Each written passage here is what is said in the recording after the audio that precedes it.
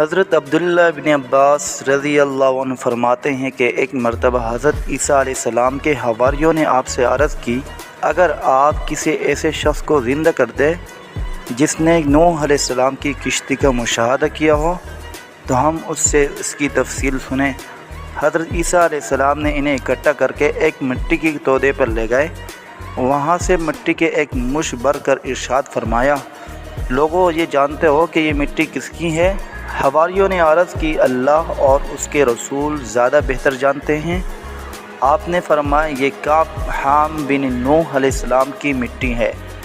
آپ نے مٹی کی تودے پر اپنا عصا مارا اور حکم دیا، قم باذن اللہ، کہ اللہ کے حکم سے کھڑے ہو جاؤ۔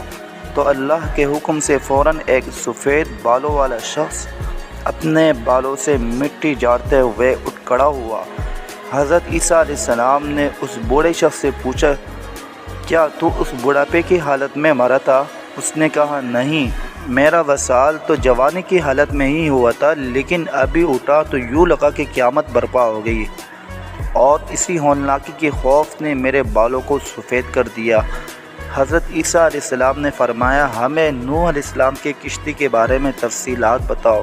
اس نے کہا کہ حضرت نوح علیہ السلام کی کشتی 1200 گز لمبی اور 600 گز چوڑی تھی۔ کشتی کے 3 حصے تھے، بالائی حصے پر پرندے، درمیانی حصے میں انسان اور نچلے حصے میں وحشی جانور اور دیگر جانور تھے۔ جب نچلے حصے میں جانوروں کے گوبر اور لید کافی حد تک جمع ہو گئے تو حضرت نوح علیہ السلام کو وحی الہی کے ذریعے حکم ہوا کہ ہاتھی کی دم پکڑ کر جھنجھوڑو۔ آپ نے دم جھنجھوڑی تو وہاں سے خنزیر گر پڑے۔ خنزیر گرتے ہی غلاظت کی طرف لپکے۔ پھر جب چوہوں نے کشتی کی تختوں کو کاٹنا شروع کر دیا تو حکم ہوا کہ شیر کی آنکھ کے درمیان مارو۔ جب حضرت نوح علیہ السلام نے مارا تو شیر کے نتنوں سے بلیوں کا جوڑا نکلا جو چوہوں پر جھپٹ پڑا۔ آپ نے مزید پوچھا کہ بتاؤ، حضرت نوح علیہ السلام کو کیسے پتہ چلا کہ سارے شہر غرق ہو چکے ہیں؟ اس نے تفصیل بتاتے ہوئے کہا کہ حضرت نوح علیہ السلام نے کوے کو بھیجا کہ زمین کے حالات معلوم کر کے آؤ۔ کوے نے جو ہی زمین پر مردار دیکھے تو ان کو نوچنے کے لیے ٹوٹ پڑا، تو حضرت نوح علیہ السلام نے اس کے لیے خوف کی بد دعا کی، اس لیے وہ گھروں سے مانوس نہیں ہوتا۔ پھر کبوتر کو بھیجا، وہ اپنی چونچ میں زیتون کا پتا اور اپنے پاؤں کو مٹی سے آلودہ کر کے واپس پلٹا، تو حضرت نوح علیہ السلام نے اندازہ لگا دیا کہ شہر طوفان الہی سے غرق ہو چکے ہیں۔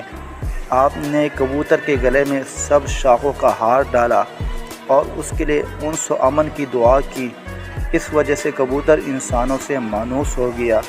حواریوں نے عرض کی، یا رسول اللہ، کیا ہم اسے اپنے گھر نہ لے جائیں تاکہ وہ ہمارے ساتھ بیٹھے، ہم سے گفتگو کرے؟ آپ نے فرمایا، ایسا ممکن نہیں ہے، کیونکہ اس کا رزق دنیا سے ختم ہو چکا ہے۔